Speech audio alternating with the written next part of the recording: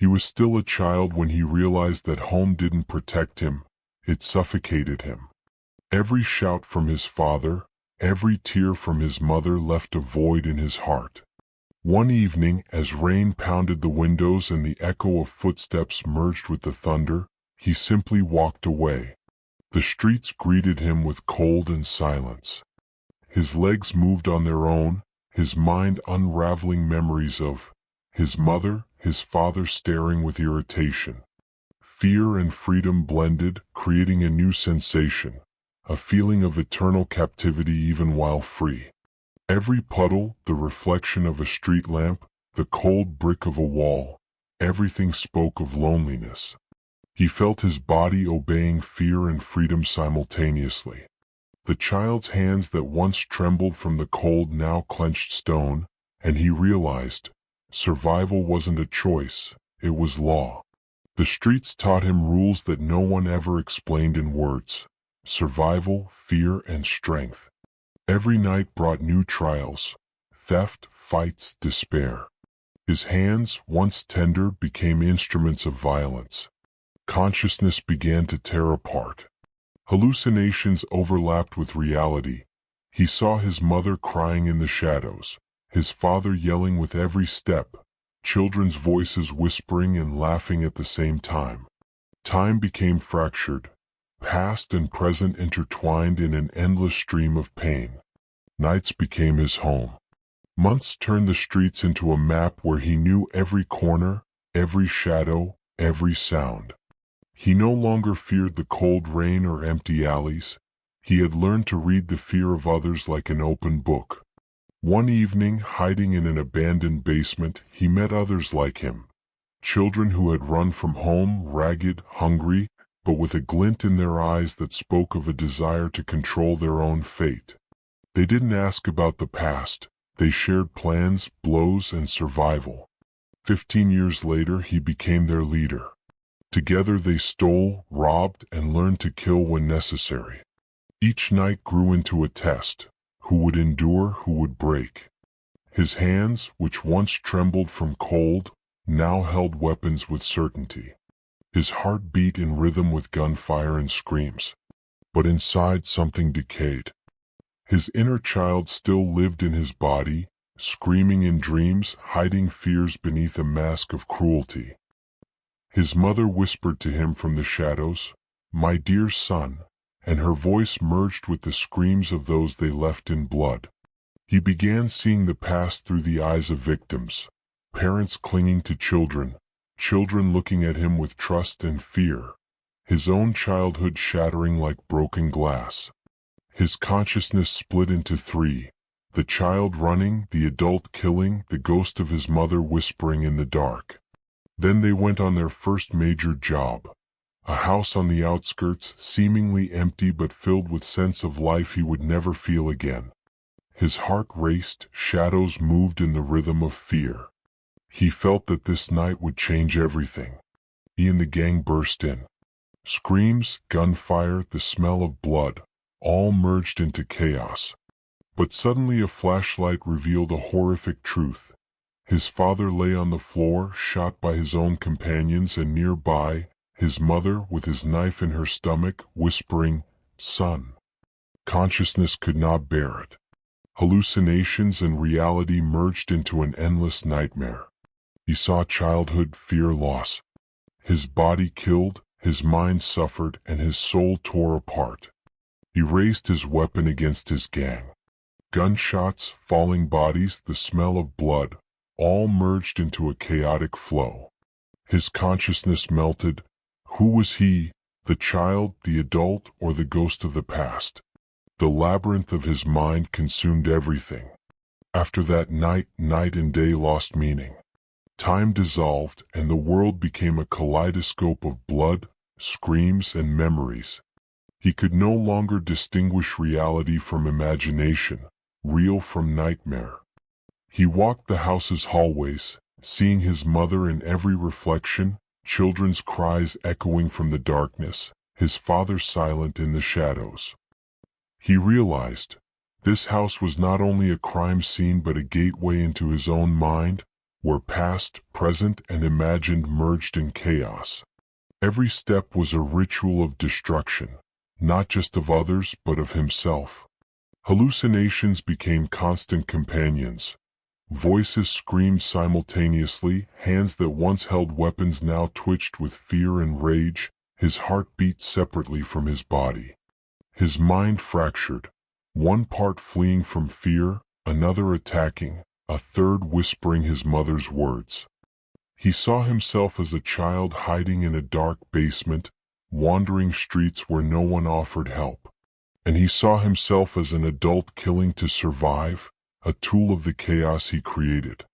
Gunfire blended with children's cries, shadows of his companions became monsters of his past, and every sound in the house was a ghost of his own fear. He realized he was becoming a monster, but could not stop himself. His actions were chaotic, instinctive. He struck, fell, rose, screamed, and laughed at the same time. Every blow, every gunshot, another fragment of his collapse. His consciousness became a labyrinth, each wall his mother's voice, each sound a child's cry, each breath an endless gunshot. The outside world existed only as an echo in his psyche. The past haunted him, the present shattered, and the future seemed impossible. He did not know who he was, the child, the adult, or the ghost of the past. Pain no longer existed, only rage, chaos, and endless emptiness. Every surviving gang member became both an enemy and a reminder of all he had lost. His mind screamed, his body acted on instinct. At night, he gathered them all in the large room of the house, which had become his labyrinth of fear. Gunshots from the past echoed in his head. He saw his mother in every face, children's cries in the darkness, his father silently watching from every corner. And then he understood, he could no longer let them control him. Rage erupted. He raised his weapon against the gang. Screams, falling bodies, the smell of blood, all merged into chaotic flow. He felt no regret. Regret no longer existed. There was only disintegration and controlled violence. His hands trembled but acted with precision. Instincts overrode reason. Consciousness shattered completely. His child screamed in the dark basement of memory, the adult destroyed everything around, and the ghost of his mother whispered, "Son, you've destroyed everything." Every gunshot, every scream echoed in an endless nightmare that had become his reality. When the last gang member fell, he was alone among corpses and blood. The world around him melted, reality shattered. His mind could no longer tell what was real and what was imagined. He walked the hallways where walls shifted shape and shadows whispered the words of the past. He realized there was no way back. Past, present, and imagined merged into an endless nightmare. His consciousness became both prison and refuge. He wandered among memories and blood. Children's cries and motherly whispers became his constant music. He stopped at the threshold of a room that had once been a child's room. Shadows danced on the walls, hallucinations merged with reality. He looked into his own reflection in the dark glass of the window and understood. His identity had shattered, leaving only a shell of chaos. The outside world no longer existed. Only voices of the past and gunshots that tore the silence. He stepped into the infinity of his own mind, where there were no doors back, only darkness and a whisper, "Son." He walked through the darkness of his mind, where the house's walls had become waves of memories crashing upon one another. Each step echoed with children's cries and the voices of his mother and father. Fear was gone, only emptiness devouring his consciousness remained. The world around became a theater of ghosts. Every sound, a gunshot, every movement, a shadow of the past. He tried to find where the nightmare ended and began, but the answer crumbled in his hands.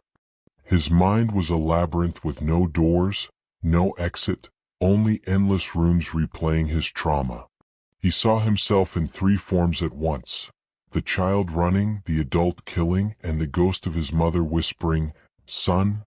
These three entities fought inside him, blending, destroying, and transforming him into something new, a monster existing only in chaos. His actions became automatic.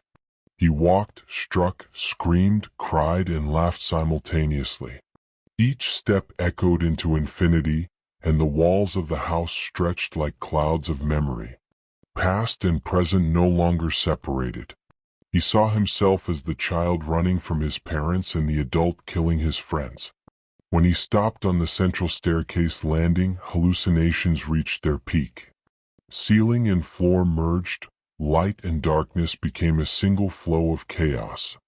His consciousness shattered into endless fragments, each screaming in its own way.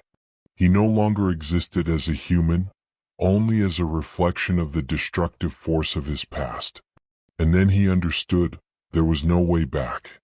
The gang destroyed, his parents dead, childhood lost, and his mind fragmented into infinite shards. Only his mother's whisper remained as a constant thread in the chaos. He lay on the cold floor, surrounded by corpses and darkness, but the physical no longer mattered. Every cell in his body screamed with memories. Childhood images merged with scenes of crime, like paint spilled across a canvas. His consciousness drifted between past and present, seeking even a drop of stability. He saw himself in the small bed as his mother whispered, "Son," and simultaneously standing over his father's.